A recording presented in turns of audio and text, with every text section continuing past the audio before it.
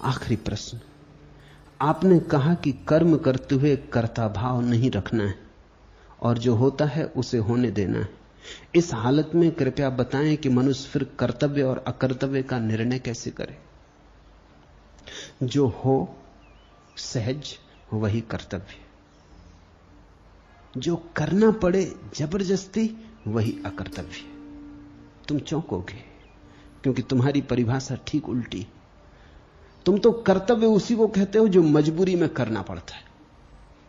बाप बीमार है, पैर दबा रहे हैं, तुम कहते हो कर्तव्य कर रहे हैं। कर्तव्य कर रहे हैं मतलब कि मरो भी या ठीक हो जाओ, कर्तव्य तो ना करवाओ।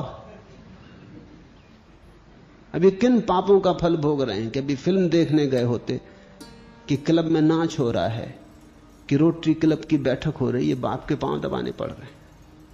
किसने तुमसे कहा था कि हमको जन्म दो? ये सब विचार उठ रहे हैं।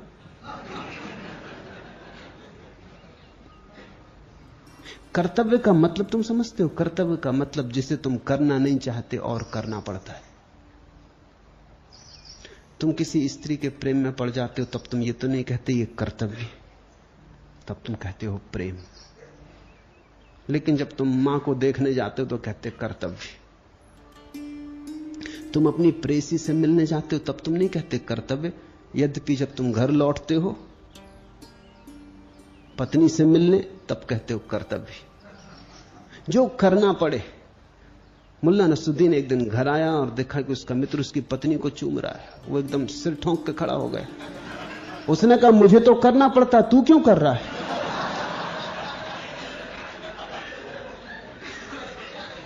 उसे भरोसे ही ना आया। कर्तव्य का अर्थ ही है नहीं करना था फिर भी करना पड़ा। मन से नहीं किया, हृदय से नहीं किया, यह कोई कर्तव्य हुआ? तुम्हारा कर्तव्य तो गंदा शब्द है। तो मैं तो तुमसे कहता हूं वही करना जो सहज हो। धोखा मत देना। अगर पैर ना दबाने हो पिता के तो क्षमा मांग लेना, कहना कि भाव नहीं उठता, झूठ ना करूंगा। हां, सहज उठता हो भाव तो ही दाबना।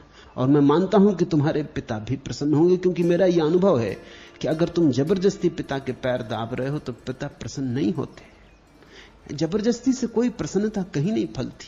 जब तुम ही प्रसन्न नहीं हो तो तुम्हारे हाथ की ऊर्जा और गर्मी और तुम्हारे हाथ की तरंग तरंग कहेगी कि तुम जबरदस्ती कर रहे हो। ठीक है, करना पड़ रहा है।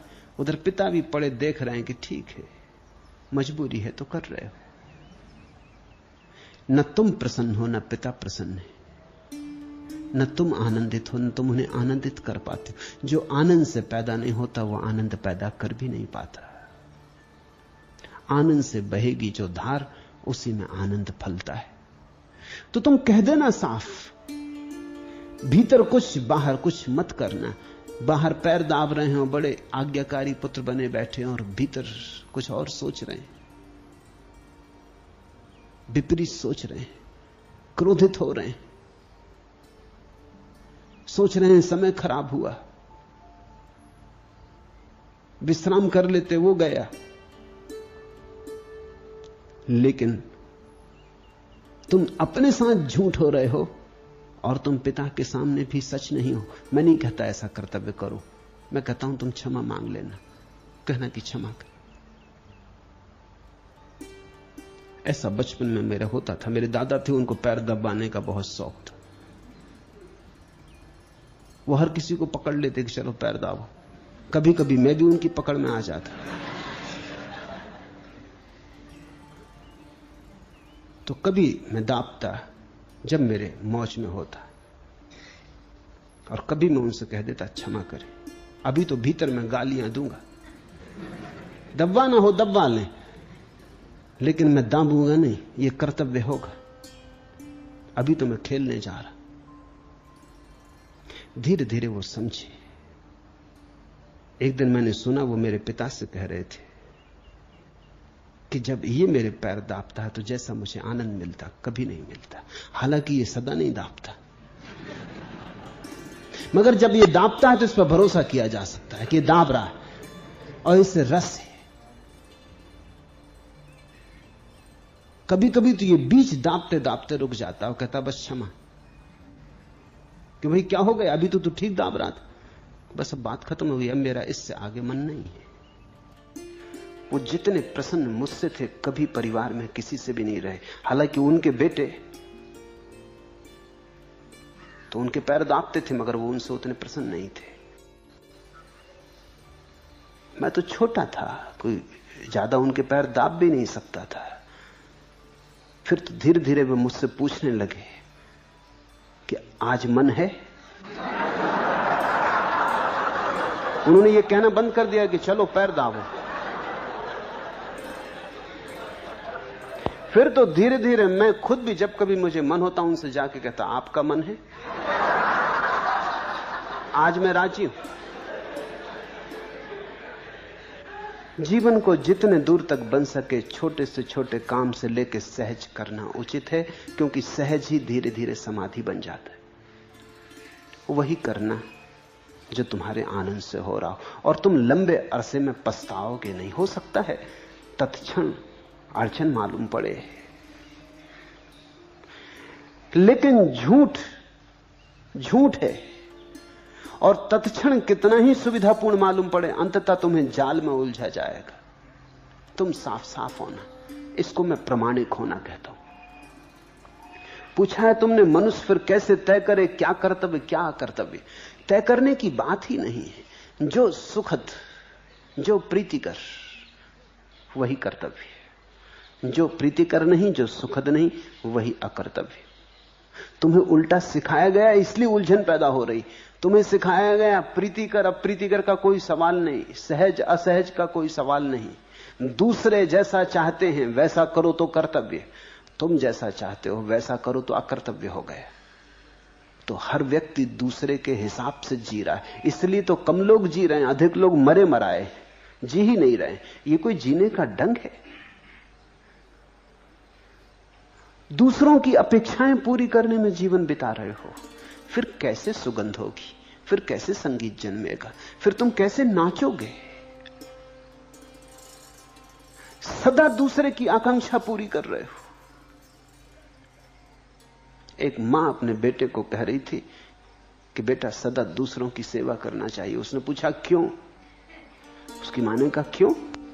शास्त्र ऐसा कहते हैं, भगवान ने इसलिए तो बनाया हमें कि हम दूसरों की सेवा करें। उस बेटे ने कहा और भगवान ने दूसरों को किस लिए बनाया? इसका भी तो कुछ उत्तर होना चाहिए। हम उनकी सेवा करें इसलिए बनाया, और हमको इसलिए बनाया कि वो हमारी सेवा करें। तो सब अपनी अपनी सेवा ना कर ले। ये इतना जाल क्यों फैलाना? तुम अपेक्षा दूसरे की पूरी करो, दूसरे तुम्हारी अपेक्षाएं पूरी कर रहे हैं। न वे प्रसन्न है, न तुम प्रसन्न हो, जगत बिल्कुल उदास हो गया। नहीं, यही मेरी मौलिक क्रांति है जो मैं तुम्हें देना चाहता। तुम वही करो जो तुम्हारा आनंद है, चाहे कुछ भी कीमत हो। तुम कभी वह मत करो जो तुम्हारा आनंद नहीं है, चाहे उसके लिए तुम्हें कितना ही चुकाना पड़े। तुम आखिर में पाओगे कि तुम जीते, हारे नहीं। और मैं तुमसे यह भी कहता हूं कि चाहे शुरू शुरू में लोग तुमसे परेशान हो, क्योंकि उनकी आदतें खराब कर ली हैं तुमने, इसलिए समाज विकृत हो गया है, इसलिए, लेकिन धीरे धीरे तुम्हारी प्रामाणिकता समझेंगे। तुम पे भरोसा किया जा सकता है, ऐसा मानेंगे क्योंकि तुम प्रामाणिक हो। सत्य अंततः किसी को भी नुकसान नहीं पहुंचाता। शुरू शुरू में कई दफा लगता है कि नुकसान पहुंचाता है। असत्य मत हो, और भावों को तो कभी झुठलाओ मत। अगर इस प्रक्रिया में तुम पड़ गए झुठलाने की, तो तुम धीरे धीरे झूठ का एक संग्रह हो जाओगे, जिसमें से जीवन की आग बिल्कुल खो जाएगी, राख ही राख रह जाएगी। और अगर तुम सहज बनने लगो तो तुम अचानक पाओगे परमात्मा को खोजने को कुछ भी नहीं करना पड़ता। तुम्हारी सहजता के ही झरोखे से किसी दिन परमात्मा भीतर उतर आता, क्योंकि परमात्मा यानी सहजता। ज्ञात नहीं जाने किस द्वार से, कौन से प्रकार से मेरे गृह कक्ष में, दुस्तर तिमिर दुर्ग दुर्गम विपक्ष में, उज्जवल प्रभामयी एकाएक कोमल किरण एक आ गई। बीच से अंधेरे के हुए दो टूक, विस्मय विमुक्त मेरा मन पा गया अनंत धन। तुम्हें पता भी ना चलेगा कब किस अज्ञात क्षण में बिना कोई खबर दिए अतिथि की भांति द्वार पर परमात्मा दस्तक दे देता है। धर्म के इतने जाल की जरूरत नहीं है अगर तुम सहज हो, क्योंकि सहज होना यानी स्वाभाविक होना, स्वाभाविक होना यानी धार्मिक होना। महावीर ने तो धर्म की परिभाषा ही स्वभाव की है। वत्थु सहावो धम्म, जो वस्तु का स्वभाव है वही धर्म है। जैसे आग का धर्म है जलाना, पानी का धर्म है नीचे की तरफ बहना। ऐसा अगर मनुष्य भी अपने स्वभाव में जीने लगे तो बस हो गई बात, कुछ करना नहीं है। सहज हो गए कि सब हो गया। राम जी भले आए, ऐसे ही आंधी की ओट में चले आए बिन बुलाए। आए पधारो, सिर आंखों पर बंदना सरकारो। ऐसे ही एक दिन डोलता हुआ आ धमकूंगा मैं तुम्हारे दरबार में। औचक क्या ले सकोगे अपनी करुणा के पसार में। राम जी भले आए, ऐसे ही आंधी की ओट में चले आए बिन बुलाए। आए पधारो, सिर आंखों पर बंदना सकारो। परमात्मा ऐसे ही आता है चुपचाप, पग ध्वनि भी सुनाई नहीं पड़ती, कोई शोरगुल नहीं होता। योग तप जप कोई जरूरत नहीं पड़ती अगर तुम सहज हो जाओ, अगर तुम शांत आनंद मग्न जीने लगो। और आनंद मग्न जीने का एक ही उपाय है, अपेक्षाएं पूरी करने मत लग जाना। जिनकी तुम अपेक्षाएं पूरी करोगे उन्हें तुम कभी प्रसन्न न कर पाओगे। ये और एक मजा है, तुम अपने को विकृत कर लोगे और वो कभी प्रसन्न न होंगे, क्योंकि तुम्हारे प्रसन्न हुए बिना वे कैसे प्रसन्न हो सकते। तुमने देखा तुम्हारी पत्नी तुमसे प्रसन्न है, हालांकि तुम सिर धुनते रहते हो कि तेरे लिए ही मरा जाता, पिसा जाता, सिर तोड़ता दिन रात, और तू प्रसन्न नहीं है। तुम्हारे बच्चे तुमसे प्रसन्न हैं, हालांकि तुम छाती पीट पीट के यही कहते रहते हो कि तुम्हारे लिए ही जी रहा हूं, अन्यथा जीने में और क्या है। तुम पढ़ लिख जाओ, तुम बड़े हो जाओ, सुख संपन्नता को उपलब्ध हो जाओ, इसलिए सब कुछ लुटाए जा रहा हूं, तुम्हारे लिए सब कुछ दांव पर लगाया, और तुम अनुग्रहित भी नहीं हो।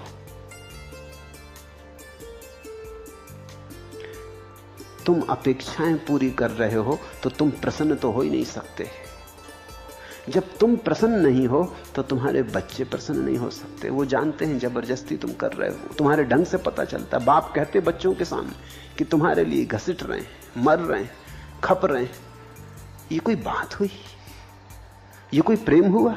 ये तुम्हारा आनंद हुआ? ये तो आलोचना हुई, ये तो शिकायत हुई। ये तो तुम ये कह रहे हो कि न हुए होते पैदा तो अच्छा था, तुम्हारी वजह से सब झंझट हो रही। कि अब कर ली है शादी तब ठीक है, लेकिन इससे तुम्हारी पत्नी प्रसन्न होगी। और ये बच्चे तुमसे ये सीख रहे हैं, ये अपने बच्चों के साथ यही करेंगे। ऐसे भूलें दोहराई जाती हैं पीढ़ी दर पीढ़ी। तुम प्रसन्न हो जाओ। तुम अगर काम कर रहे हो तो एक बात ईमानदारी से समझ लो कि तुम अपने आनंद के लिए कर रहे हो। बच्चों का उससे हित हो जाएगा, ये गौण है, ये लक्ष्य नहीं। तुम्हारी पत्नी को वस्त्र और भोजन मिल जाएगा, ये गौण है, ये लक्ष्य नहीं है। काम तुम अपने आनंद से कर रहे हो, तुम्हारा जीवन, तुम आनंदित हो इसे करने में। और ये तुम्हारी पत्नी है, तुमने इसे चाहा है और प्रेम किया है, इसलिए तुम, ये कोई सवाल ही नहीं कहने का कि मैं खपा जा रहा हूं, मैं मरा जा रहा हूं। ये कोई भाषा है? ये तुम बच्चों से कह रहे हो, उनके मन में जहर डाल रहे हो। इन्होंने तुम्हारी कभी प्रसन्न मुद्रा नहीं देखी। मुल्ला नसरुद्दीन एक दफा फोटो निकलवाने गया तो बहुत तरह से कैमरा जमाया फोटोग्राफर ने, लेकिन उनकी शक्ल ठीक बने ही ना। तो उसने कहा कि बड़े मियां, एक क्षण को मुस्कुरा दो, फिर आप अपनी स्वाभाविक मुद्रा में आ जाना। मुस्कुराना लोग भूल गए, हंसना भूल गए। हंसना पाप जैसा मालूम पड़ता है। लोग रोती सूरतें बना लिए, इन्हीं रोती सूरतों को लेकर परमात्मा के पास जाओगे। उस पर कुछ तो दया करो।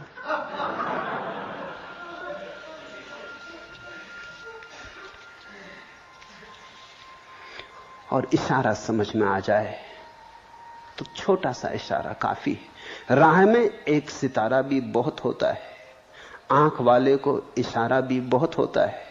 बीच मझधार में जाने की जरूरत क्या है, डूबना हो तो किनारा भी बहुत होता है। सहजता सूत्र है। जागना हो तो सहजता के सूत्र को पकड़ लो, और सब खो जाए, सहजता का धागा ना खोए। तुम्हारे जीवन की सारी मणियां सहजता के धागे में पिरो जाएं, तुम गजरे बन जाओगे उसके गले के योग। निहार का से द्वंद कर रवि कर निकर विजयी बने, प्रत्युष के पीयूष कण पहुंचा रहे तुम तक घने, कोमल मलय के स्पर्श सौरभ से हिमनी से सने, दुलरा तुम्हें जाते जगाते कूजते तरु के तने, भोले भूले कुसुम जो आज भी जागे न तुम। तो और जागोगे भला किस जागरण क्षण में कुसुम, यह स्वप्न टूटेगा न क्या भोले कुसुम। लो तितलियां मछली चली सतरंग चिनांसुख पहन, छवि की पुतलियों सी मचलती मद भरे जिनके नयन, हर एक कली के कान में कहती हुई जागो बहन दिन चढ़ गया खोलो नयन, धोलो बदन अनमोल रे यह क्षण न खोने का शयन, वन में कुसुम कब और जागोगे भला भोले कुसुम। सब मौजूद है और तुम सोए। हवा चल उठी, सूरज निकल आया, तितलियां गूंजने लगी, मलय बाहर बहने लगी और कहने लगी जागो कुसुम भूले कुसुम। सब तैयार है, सुबह हो गई, तुम सोए पड़े, तुम बेहोश पड़े। परमात्मा प्रतिपल तैयार है,